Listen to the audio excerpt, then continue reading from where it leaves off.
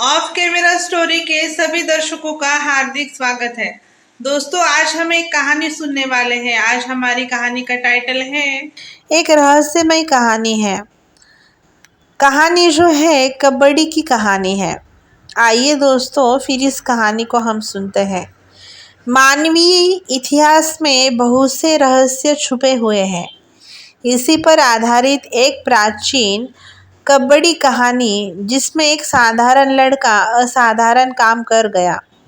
एक बहुत ही पुराना गांव था। यहाँ कबड्डी खेलने की प्राचीन प्रथा थी। गांव का हर नागरिक कबड्डी खेलने को गर्व समझता था। ज़्यादातर नौजवान ही इस खेल में भाग लेते थे। कबड्डी खेलने के लिए फुर्ती के साथ साथ ताकत की भी आवश्यकता होती है। इस गांव में हर घर से कम एक सदस्य कबड्डी में ज़रूर हिस्सा लेता है, और जिस घर में कबड्डी खेलने वाले नहीं होते हैं उन्हें हीन भावना से देखा जाता है। बल्कि यूँ कहे कि इस गांव में कबड्डी को मर्दानगी का सबूत माना जाता था। गांव में सीनू नाम का एक लड़का रहता था, जो शरीर से बहुत दुर्बल दिखाई देता था। उसकी रुचि संगीत में थी। गांव के बाकी लड़के सीनू को अक्सर कबड्डी के लिए ललकारा करते थे, लेकिन सीनू किसी का जवाब देने में सक्षम नहीं था। उसकी उम्र भले ही 22 वर्ष की थी, लेकिन उसके शरीर में ताकत 12 साल के बच्चे की भी नहीं थी।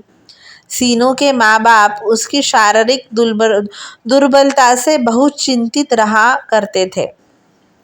वह कई डॉक्टरों से अपने बच्चे का इलाज करवा चुके थे, लेकिन सीनू का विकास रुक चुका था। शारीरिक विकास उसका रुक चुका था। उसे किसी डॉक्टर की कोई भी दवा का असर नहीं कर रही थी। सीनू के पिता अपाहिज होने की वजह से कबड्डी में हिस्सा नहीं ले पाए थे। सीनू के पापा को उम्मीद थी कि उनका बेटा उनके परिवार का नाम रोशन करेगा, लेकिन सीनू कबड्डी खेलने में असमर्थ है। गांव के लोगों के तानों से सीनू परेशान रहने लगता है। वह अपने पिता से भी कुछ नहीं कह पाता, क्योंकि वह जानता है कि कमी उसी के अंदर है। एक दिन वह हताश होकर जंगल के रास्ते गांव से बाहर निकल जाता है, और पूरा एक दिन सफ़र करने के बाद एक गुफा पहुंच जाता है।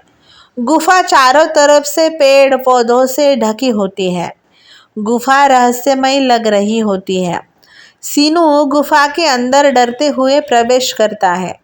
अंदर पहुंचते ही सीनू को एक इंसान का कंकाल पड़ा दिखाई देता है। वह कंकाल को देखते ही घबरा जाता है। सीनू हिम्मत करके आगे बढ़ता है। अचानक उसका पैर फिसल जाता है और वह पानी के कुएं में जा गिरता है। कुएं में गिरते ही सीनू के शरीर में बहुत तेज जलन होने लगती है, और धीरे धीरे उसके शारीरिक आंतरिक बदलाव होने लगते हैं।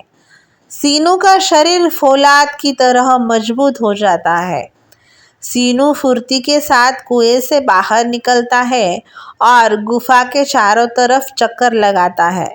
कुएं के पानी के प्रभाव से सीनू का बदला हुआ रूप बदल चुका था। उसके अंदर एक आत्मविश्वास आ चुका था। वह अपने गांव पहुंच जाता है और बिना किसी से बात किए अपने घर पहुंच जाता है। सीनू के माता पिता इतनी देर तक उसके बाहर रहने से चिंतित थे। वह उनके पास आते ही उसे डांटने लगते हैं, लेकिन सीनू कोई प्रतिक्रिया नहीं देता। वह अपने कमरे में जाकर आंख बंद करके बैठ जाता है। सीनू के माता पिता उसकी इस अजीब हरकत से सोच में पड़ जाते हैं, लेकिन वह उसके व्यवहार को नज़रअंदाज करके उसके लिए खाना लाते हैं। सीनू खाना खाने के लिए मना कर देता है। सीनू की माँ उससे पूछती है, क्या हुआ बेटा, तुमने बाहर कुछ खा लिया है क्या? लेकिन सीनू कहता है, मुझे आप लोग अकेला छोड़ दीजिए। मुझे अभी किसी से बात नहीं करना। अगली सुबह सीनू की माँ उसे बाजार से सब्जी लाने को कहती है। माँ की बात सुनते ही वह बाजार चला जाता है, लेकिन बाजार में गांव के कुछ उपद्रवी लड़के उसे परेशान करने लगते हैं। लेकिन सीनू अब बदल चुका था। सीनू उन लड़कों को चेतावनी देता है, लेकिन जब वह नहीं मानते हैं तो वह उन्हें जोरदार ताकत का नमूना दिखाते हुए घायल कर देता है। सीनू की ताकत देखकर सभी लड़के भाग खड़े होते हैं। सीनू को लड़ते देख बाजार में कई लोगों को ताज्जुब होता है। सीनू जब अपने घर पहुंचता है तो उसके घर में कई लोगों की भीड़ जमा हो जाती है। दरअसल जिन लोगों को सीनू ने मारा था वह सीनू की शिकायत लेकर उसके घर पहुंचते हैं। लेकिन सीनू के पिता को यकीन नहीं होता कि सीनू ने चारों को अकेले मारा है। सीनू के आते ही उसके पिता उससे पूछते हैं कि क्या तुमने इन चारों को मारा है? सीनू हाँ करते हुए सिर हिलाता है। सीनू के पिता अंदर ही अंदर खुश हो जाते हैं, क्योंकि वह अपने बच्चे के अंदर कबड्डी का खिलाड़ी देख रहे थे। अगर सीनू इन चारों को अकेले मार सकता है तो वह कबड्डी खेलने में भी सक्षम है। सीनू के पिता उन चारों लड़कों से हाथ जोड़कर माफ़ी मांगते हैं और सीनू को डांटकर घर के अंदर ले जाते हैं। कमरे के अंदर पहुंचते ही वह अपने बेटे को गले लगाते हैं और कहते हैं, बेटा तेरे अंदर इतना साहस कहाँ से आया? क्या तुम कबड्डी प्रतियोगिता में हिस्सा लेगा? सीनू अपने पिता की खुशी देखकर मना नहीं कर पाता और कबड्डी खेलने के लिए तैयार हो जाता है। गांव के सभी लोगों में कबड्डी को लेकर उत्साह बना हुआ था। सभी कबड्डी खिलाड़ी प्रतियोगिता में अपना अपना नाम लिखवाने के लिए ग्रामीण अध्यक्ष के पास पहुंच जाते हैं। सीनू भी प्रतियोगिता में हिस्सा लेने के लिए अपना नाम लिखवाने पहुंचता है, लेकिन सीनू के दुर्बलता के कारण उसे कबड्डी में हिस्सा लेने से मना कर दिया जाता है। जब सीनू के पिता को यह बात पता चलती है तो वह गांव के सरपंच से आग्रह करते हैं कि और कहते हैं, मैंने आज तक अपने आप से कुछ भी नहीं कहा। मैंने आज तक आपसे कभी कुछ नहीं कहा, लेकिन मेरे बच्चे को खेलने का एक मौका दीजिए। अगर इस वर्ष उसका प्रदर्शन आपके अनुसार नहीं रहा तो जीवन में दोबारा कभी मौका मत दीजिएगा।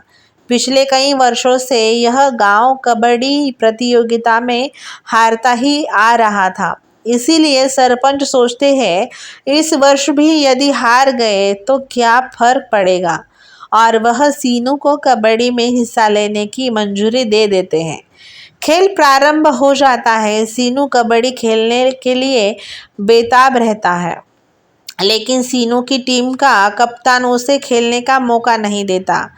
कुछ घंटे के खेल के बाद ही सीनू के टीम की हालत बुरी हो जाती है और लगभग वह हारने ही वाले होते हैं। तभी सीनू जबरदस्ती अपने टीम की तरफ से खेलने आ जाता है और पहली ही बार में प्रतिद्वंदी टीम के पास 5 खिलाड़ियों को बाहर कर देता है। सीनू का पहला ही आक्रमण देखकर गांव की जनता तालियां बजाने लगती है।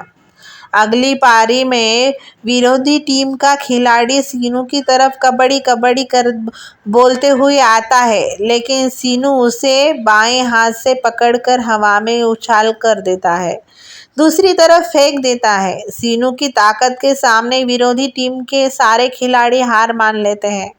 सीनू की टीम कबड्डी प्रतियोगिता में विजेता बन जाती है। सीनू के पिता उसके खेल के प्रदर्शन को देखकर गर्व महसूस कर रहे होते हैं और सारे गांव में जीत का जश्न मनाया जाता है। रहस्यमय गुफा की शक्तियों की वजह से सीनू ने अपने गांव का सम्मान वापस दिला दिया था, लेकिन वह अभी भी अपने बदलाव से अनजान था। इसी के साथ दोस्तों इसी के साथ यह रहस्यमय कहानी खत्म हो जाती है। दोस्तों, आप सबको आज की कहानी कैसी लगी? आप सबको आज की कहानी अच्छी लगी हो हमारे चैनल को आपने सब्सक्राइब नहीं किया हो तो हमारे चैनल को सब्सक्राइब करें, लाइक करें और ये कहानी अपने दोस्तों के साथ शेयर करना ना भूलें। कल मिलते हैं एक नई कहानी में, तब तक के लिए बाय दोस्तों, अपना जरूर ख्याल रखें।